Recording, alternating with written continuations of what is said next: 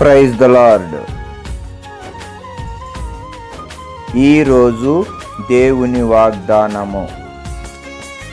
సర్వకృపానిధియగు దేవుడు మిమ్మును పూర్ణులుగా చేసి స్థిరపరచి బలపరచును.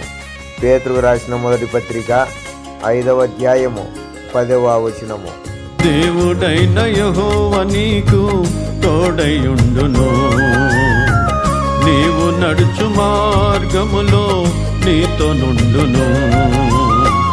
నిబ్బరము కలిగి నీవు ధైర్యముగా నుండు, నిబ్బరము కలిగి నీవు ధైర్యముగా నుండు.